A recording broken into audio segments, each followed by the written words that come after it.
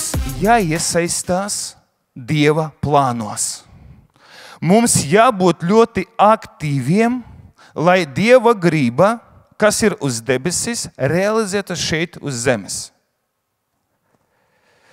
Ja tu gribi tikt no punkta A uz punktu B, ja tu apzinies, ka tu ir saticies Dieva punkta A, un tu apzinies savu aicinājumu, savu mērķi, un tu zini, tev jāiet uz punktu B, tas notiks, ja tu būsi gatavs. Ja tu teiksi Dievam, jā, es esmu gatavs iet, es gribu iet, sūti mani. Atbildiet uz Dieva aicinājumu nozīmē būt paklausīgam Dieva gribai. Es teikšu tā, ka paklausīt Dievu, tas ir būtisks aspekts, lai dzīvotu piepildītu dzīvi. Paklausītu Jēzu, klausīt viņa vārdu, izpildīt viņa gribu. Tas ir ļoti svarīgi būt paklausīgam. Es jums lieku pie sirds, brāļi, Dieva žēlsirdības vārdā nodot sevi pašus par dzīvu, svētu Dievam patīkamu upuri, tā, lai ir jūsu garīga kalpošana. Un netopiet šai pasaulē līdzīgi, bet pārvērtieties atjaunodamies savā garā, lai pareizi saprastu, kas ir Dieva griba. To, kas ir labs, tikams un pilnīgs. Dievs šodien cenšas mūs visus, mani un jūs, izvest no mūsu komforta zonas. Mums jābūt gataviem iziet no komforta zonas. Jo ir skaidrs, dargie draugi, ir skaidrs, ja mēs paliksim sava komforta zona, mēs nekad nevarēsim atnest Jēzum lielus augļus. Es nesaku, ka mēs nenesīsim augļus, bet es saku, ja mēs paliksim komforta zona, sava komforta zona, mēs nekad nevarēsim nest lielus augļus. Es domāju, ka mums jātīst uz lieliem augļiem. Mums jābūt noteiktiem ambīcijiem Dieva priekšā. Es teikšu vēl, bez atbildes uz Dieva aicinājuma mēs riskējam zaudēt savu ceļu un mērķi dzīvē. Respektīvi, tieši Dieva griba, Dieva aicinājumi, Dieva mērķi priekš mums padara mūsu dzīvi par iedzīgu. Ja es neatsaucos uz Dieva aicinājumu, ja es nepiekrītu tam, ko Dievs no manis vēlas, es automatiski pievērsīšos kaut kādam miesīgam darīšanam.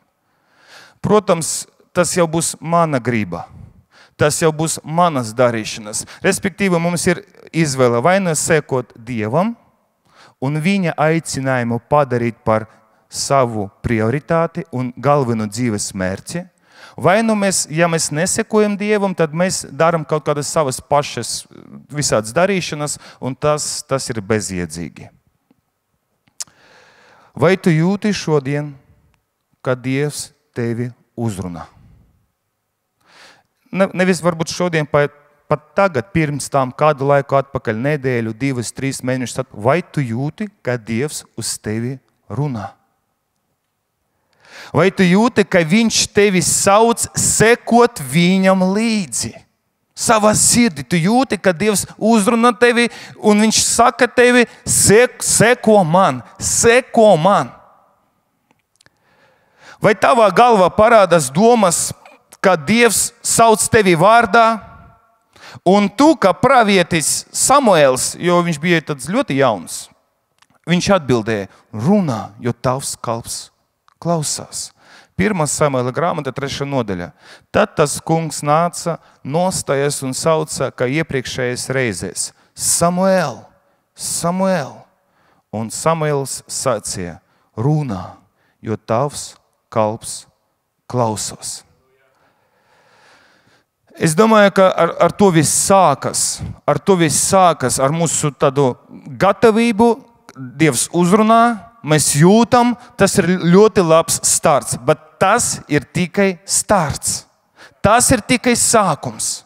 Mēs varam pārdzīvot ļoti emocionāli, kad Dievs mūs uzrunā, un mēs, ziniet, esam ļoti emocionāli cilvēki, un mēs esam vienkārši tādā šokā, mēs esam pārpildīti ar emocijām, Dievs mani uzrunāja. Bet tas ir tikai sākums. Tas ir tikai sākums. Es apsveicu, ja Dievs tevi uzrunāja, bet tas ir tikai sākums. Paklau, vai tu zini, kāds ir tavs mērķis šodien no Dieva?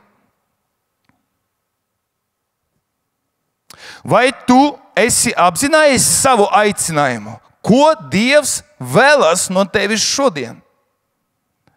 Mēs mēram savu dzīvi nedēļa, mēnesis, gads, pusgads. Nē. Šodien, tieši tagad. Ko viņš vēlas no tevis šodien? Tieši tagad.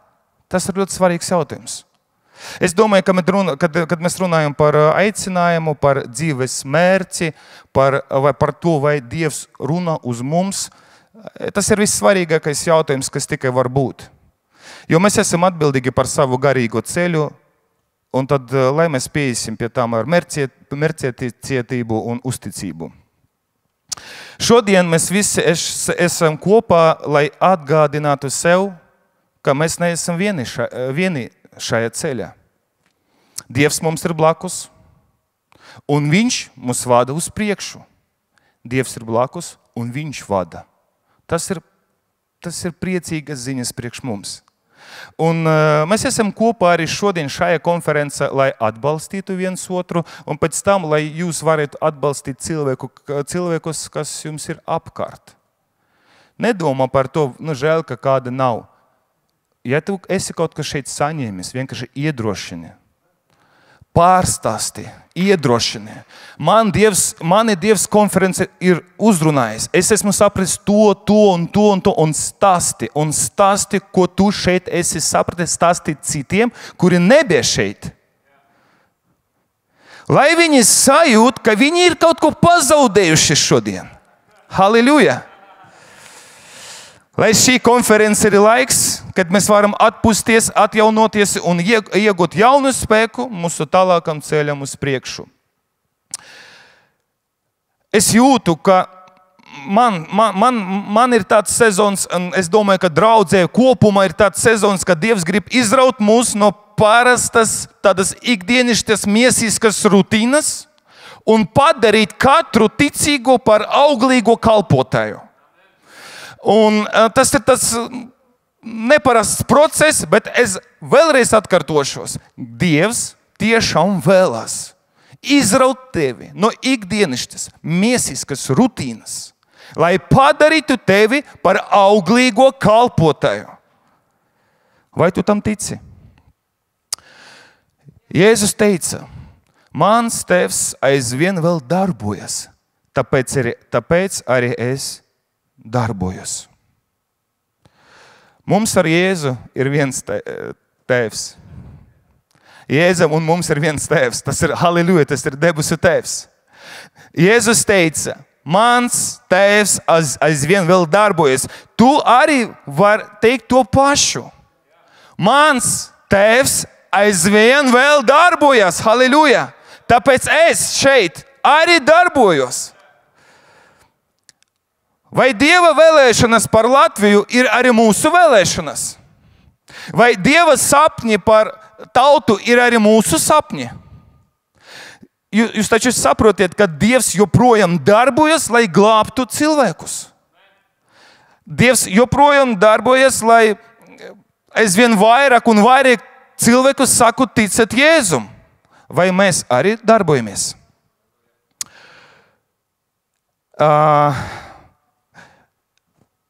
Viena arī tāda, man liekas, ļoti tāda svarīga doma. Dievs šodien, paklausieties, dargie, Dievs šodien nemeklē idejas, stratēģijas vai vīzijas, ko var piedāvāt cilvēki viņam, Dievam. Dievs meklē uzticīgus cilvēkus, kuriem viņš var iedot savus plānus, savas stratēģijas un savus mērķus. Mums nav jābūt ļoti saspringtiem, lai piedāvātu Dievam kaut kādu unikālu stratēģiju, kā es pakarošu Latviju, Rīgu, kā es sludināšu, kā es to darīšu. Mums nav vienkārši visu laiku jādomā, nu, Dievs, kā man tev pārsteigt. Nē. Esiet brīvi. Dievam ir idejas. Dievam ir mērķi, Dievam ir vīzija, Dievam ir plāni, finanses, viss ir. Viņš meklē cilvēkus, pazemīgus, kuri būs gatavi paņemt viņus idejas un realizēt. Tā kā mēs realizējam nevis savus idejas. No, tam tā jānotiek. Bez kaut kādas papildus diskusijas droši var teikt, ka viens no visvairāk atpazīstamiem un ietekmīgajiem apostoliem bija Pāvils. Viņš ir pazīstams kā viens no svarīgākajiem kristietības misionāriem, un viņš ir sarakstījis vairākas no jaunā derība grāmatām, ļoti daudz. Un Pāvila vēstules ir būtiska daļa no šodienas kristiešu teoloģijas.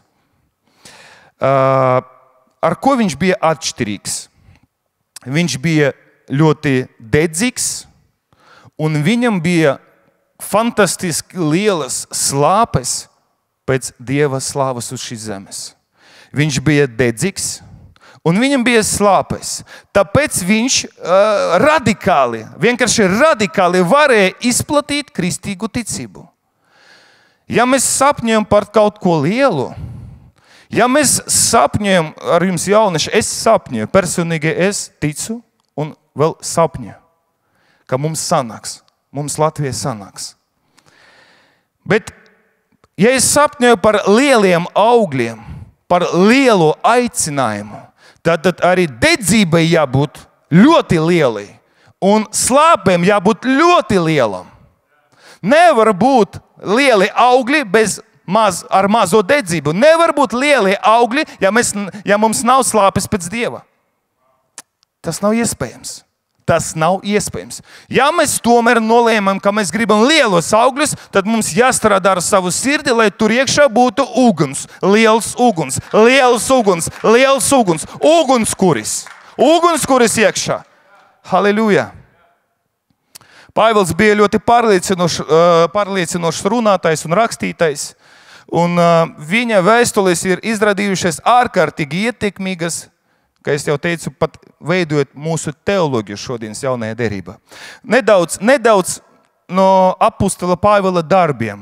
Vienkārši nedaudz saskarsimies ar viņu pieredzi. Ko viņš darīja, kur viņš bija. Apostolis Pāvils savu misionāra ceļu apmeklēja daudzās vietās. Šeit es vienkārši nosaukšu dažas no tām. Damaska, Sīrijā. Vieta, kur Pāvils piedzīvoja savu pārvēršanas pieredzi. Jeruzaleme, Izraēlē. Pāvils sāka savu misionāra darbu. Antiohija, Sīrija. Vieta, kur apostoli pirmo reizi tika dēvēti kristieši, mācekļi pirmo reizi tika dēvēti par kristiešiem. Tarsa, Turcija. Pāvila dzimta pilsēta. Atenas, Grieķija. Tur bija tāda slavena uzruna par nezināmu dievu. Korinfa, Grieķija. Pāvils uzturējis gandrīz 2 gadus, mācot tur evaņģēliju. Efesa, Turcija. Pāvils uzturējis tur 3 gadus, un tur tika uzrakstīts vēstule efeziešiem. Filipi, Makedonija. Pirmā pilsēta Eiropa, kur Pāvils sludināja evaņģēliju. Trakija, Turcija. Pāvils tur cieties no akmeņiem. Roma, Itālija. Pāvils nonāca cietumā, un kur viņš iespējams arī nomira Romā. Malta. Pāvils pavadīja tur ziemu pēc kuģa katastrofas. Tas ir tikai dažādas vietas, jo vienkārši laika trūkuma dēļ es nevaru nosaukt visus. Apostols Pāvils vienkārši visu laiku eja uz priekšu, gāja uz priekšu. Iedomājieties, tik ietekmīgs cilvēks ar tik lieliem augļiem, bet, ja mēs tā padomāsim, viņam nebija lidmašīna, viņam nebija automašīnas, viņam nebija Instagram, Facebook, TikTok iespējas, viņam nebija 5 zvaigžņu viesnīcas, un pat viņš arī raksta, ka ļoti diezgan bieži viņam pietrūka naudas, un tad viņam vajadzēja pašam strādāt. Bez tā visa viņam sanāca ietekmēt Romas impēriju. Ne, protams, nevienam vienam, ne tikai viņš bija, bet tomēr. Kaut kur ir tā atslēga. Kaut kur ir. Bez naudas, bez tā, bet sanāk. Kaut kur ir tā atslēga. Tā kā ja tev nav šodien mašīnas, lidmašīnas, viesnīcas, tu esi līdzīgs Pāvilam. Halleluja! Nepaliec tur, kur esi. Nepaliec esošajā līmenī. Labs ir ienaidnieks izcilam. Atsaucies uz Dieva aicinājumu. Izej no sava komforta zonas. Jā, dažreiz ir bail, un nezināmais visus cilvēkus baida. Nav neviena, kas nebaidās. Dāvids šodien jau teica, viņam ir savas pārdomas, savas jūtas. Man arī ļoti bieži ir bail. Ļoti bieži. Bet jātiek galā ar šo. Mums ir jāuzvar ar Svētā gara palīdzību, kas ir mūsos. Mums ir jāuzvar mūsu emocijas, mums ir jāuzvar mūsu šaubas, mūsu bailes. Mums tas ir jāuzvar. Nav variantu. Brāli, es vēl nedomāju, ka pats būtu to satveris, bet vienu gan aizmirstams to, kas aiz manis, stiepdamies pēc tā, kas priekšā, es dzenos pretim mērķim goda balvai, Dieva debesu aicinājumam Kristu Jēzu. Ļoti svarīgi sevi apzināt un nedomāt, ka mēs jau esam kaut ko satveruši. Pamēģini aizmirst esošos sasniegumus, esošos labumus un tiecies pie tā, ko Dievs ir sagatavojis priekšā. Tas ir svarīgi. Man personīgi tas ir arī ļoti svarīgi. Mums ar savu gribu, ar brīvo gribu jāpieņem lēmumu, ka es aizmirsīšu visu to labu. Aizmirst tas nenozīmē, ka tev jābūt pateicīgam Dievam, protams. Tev jābūt pateicīgam pa ceļu, kuru tu esi jau izgājis ar Dievu. Bet tajā pat laikā, ja tu jūtas ļoti komforti, apmierināti ar esošiem rezultātiem, tas ir risks, ka tu varētu apstāties. Tā kā lūdzu, esi pateicīgs Dievam par visu, bet neesi gandarīts, ļoti, ļoti īpaši gandarīts ar esošo stāvokli. Jāvirzas uz priekšu. Iedomājies, ja Pāvils būtu domājis, labi, jau tik daudz draudzes, es esmu malacis. Dievs, mums ir sanācis. Es nebraukšu uz Turciju. Priekš kām? Grieķi ir tik daudz draudžu man tagad. Es nebraukšu tur. Viņš saka, es vienkārši visu laiku skatos uz priekšu. Es meklēju jauno perspektīvu, ko Dievs man tagad parādīs un iedos. Jaunu aicinājumu, jauno valsti, jauno pilsētu, jaunu kaut ko. Viņš vienkārši skatās uz priekšu, ko Dievs ir sagatavojis tālāk. Es aizmirstu to, kas ir aiz manis, un stiepjos uz priekšu.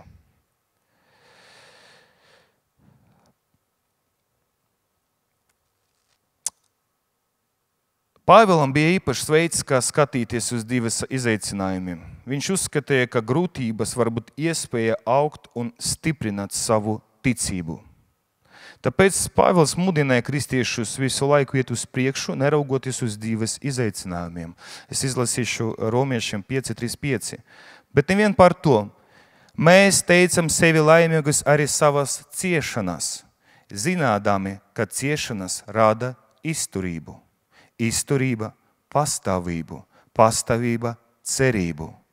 Bet cerība nepamet kaunu, jo mūsu sirdis izlieta Dieva mīlestība ar Svēto garu, kas mums dots.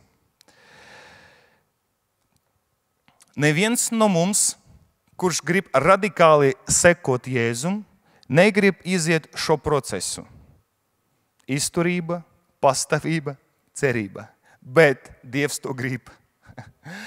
Un jebkurš cilvēks, māceklis, kurš grib sekot līdzi Jēzum radikāli un tiešām nest augļus, viņam vajadzēs iziet kaut kādas ciešanas, tas rādīs izturību un tā tālāk. Tas būs neizbēgams process. Bet tu tiksi ar šo galu kopā ar Jēzu un Svēto garu. Bet nevajag baidīties no tā, nevajag mēģināt speciāli izvairīties no šī procesa. Un nobeigumā pateikšu 8 punktus. Jebkura cilvēka dzīve ir iespējams radikālas pārmaiņas. Tava un mana dzīve joprojām ir iespējamas ļoti radikālas pārmaiņas. Tas ir absolūta patiesība. Mēs redzam, ka Pāvils ir spilgts piemērs tam, kā cilvēks var mainīties. Sākotnēji viņš vājīja kristiešus, bet pēc sastapšanas ar Jēzu ceļā uz Damasku viņš kļuva par vienu no visspēcīgākajiem kristietības izplatītājiem.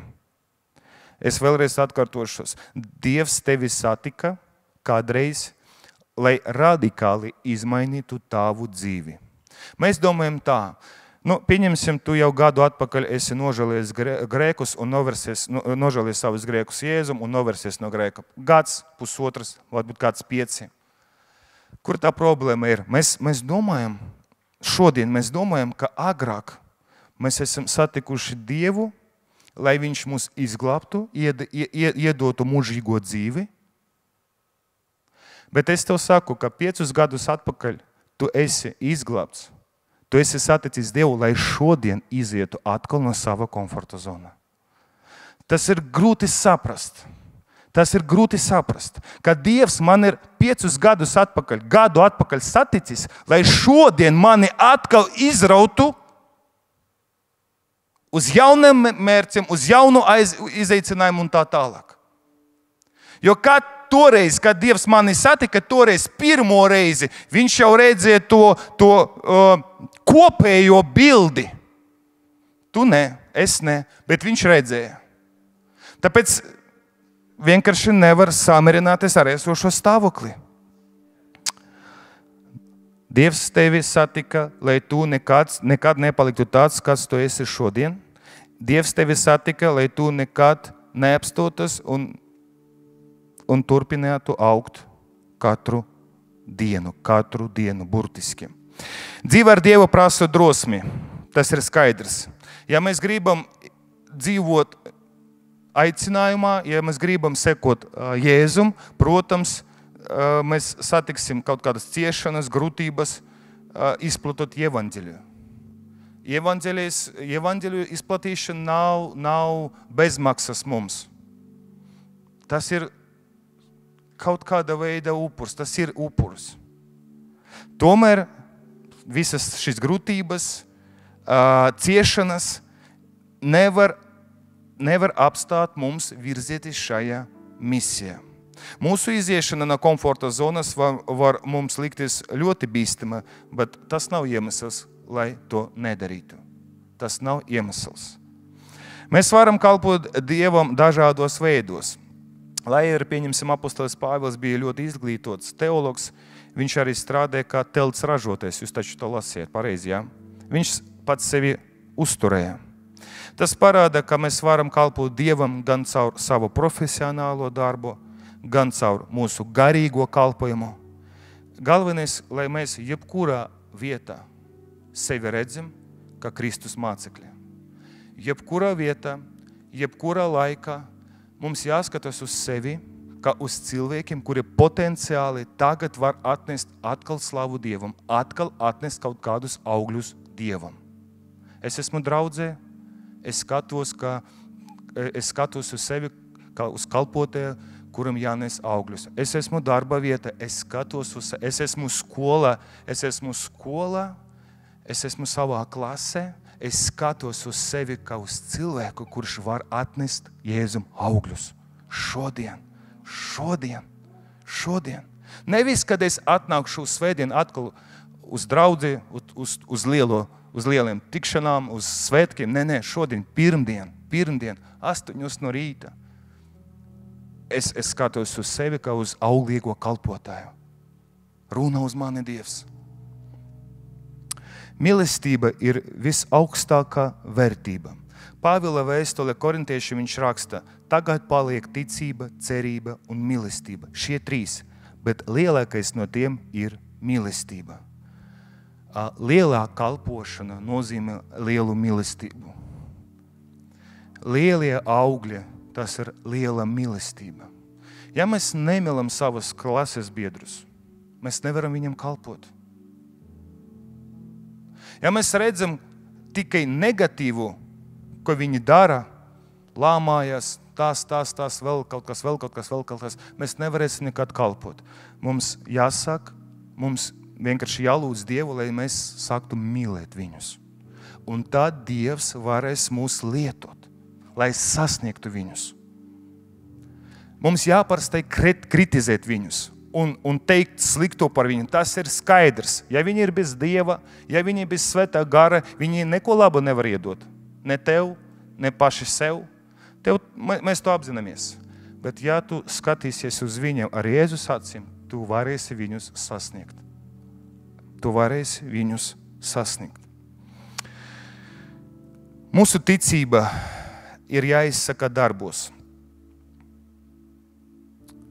Pāvils uzsver, ka mūsu ticība ir jāizpaužas mūsu dzīves veidā. Mēs nevaram vienkārši teikt, ka mēs ticam. Mums ir jārāda savu ticību caur mūsu rīcību. Amen. Mēs nevaram vienkārši teikt, ka mēs mīlam Dievu. Mīlestība ir jāizpaužas caur paklausību Kristum. Jūs pamaniet, ka mēs klausamies tos, kurus mēs mīlam. Mēs klausamies. Un ja tu patiešām mīli Jēzu, tu viņu klausīsies. Ja tu viņu mīli, tad tu uzņems viņa vārdus ar vislielāko atbildību. Vienkārši tu ķers katru vārdu savā sirdī, ko viņš tev saka, jo tu viņu mīli. Dieva žēlastība ir pieejama ikvienam. Pāvila dzīve ir piemērs tam, ka neviens nav pārāk tālu no Dieva mīlestības un žēlastības. Ko es ar to gribētu teikt? Neskatieties neatkarīgi no tā, kādas kļūdas tu un es esam pieļaujuši pagātnē. Mēs jebkurā brīdī varam pievērsties pie Dieva un pārdzīvot radikālas pārmaiņas. Esoša pieredze, kas bija līdz šim. Varbūt tu jau esi 100 svētrunas klausies par aicinājumu, par mērķiem, bet tev nekas nav sanācis. Tas varētu būt. Bet es saku, ja tu tagad versīsies pie Dieva no visas sirds un runāsi ar Dievu par savu aicinājumu, par savas dzīves jēgu, par Dieva mērķiem priekš tevis, dzīve mainīsies radikāli. Mums liekas, ka Dievs paņem sešos grēkus un kaut kā, mums neies, jo, pagātnē bija ļoti slikti, bija grēki, bija vēl kaut kas, neies tik labi. Es esmu 100 reizes pārdzīvojis arī savā dzīvē, neatkarīgi no tā, kas bija agrāk. Ja es no visas sirds pievēršos Dievam, Dievs radikāli maina apstākļus un dzīvo. Tas ir patiesība.